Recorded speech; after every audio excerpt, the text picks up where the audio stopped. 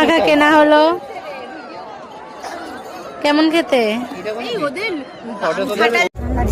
এখন প্রায় 1টা বাজতে যায়, আমরা বিচে এসছি আর প্রচন্ড গরম, এতটা গরম হবে আশা করিনি।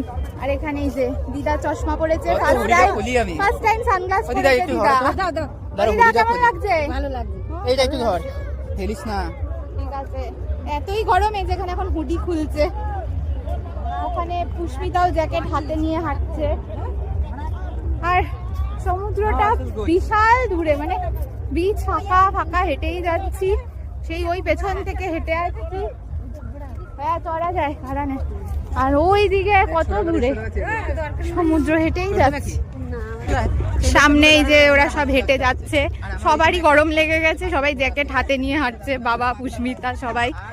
আর সেই ওই কোথায় সমুদ্র এখনো চোখেই পড়ছে না, হেঁটে হেঁটে যাচ্ছি, জানি না কখন পৌঁছাবো। বিচটা ভীষণ বড়, তাই অনেকটা এসছি।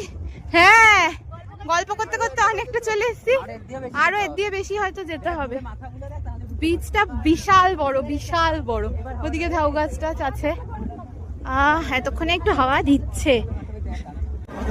আমরা সেই অত দূর থেকে হেঁটে হেঁটে অবশেষে সমুদ্রের কাছে এলাম। অত ঢেউ নেই, তাও ভালো লাগছে। হ্যাঁ ভাবছি একটু পা ভেজাবো, এখানে সবাই সেরকম জুতো পরে আসেও নি, জানি না কে কে নামবে, কি করবে। নামবে ও বাবা, তাহলে যাই। এই নামবে কেউ? ওরা কেউ জুতোর জন্য নামতে পারছে না। আমরা 3জন এখন খালি পায়ে জলের মধ্যে থেকে হাঁটছি। দিদা ফার্স্ট টাইম সমুদ্র দেখলো, অত ঢেউ নেই কিন্তু তাও ভাল লাগছে। তো ঠান্ডা ঠান্ডা জল, অনির্বাণ সেরকম ঠান্ডা নেই। এই আমার তো লাগছে, সেরকম ঠান্ডা নেই। হ্যাঁ হ্যাঁ, এই অনেক জল দেখো এখানে, এইখানটা অনেক জল।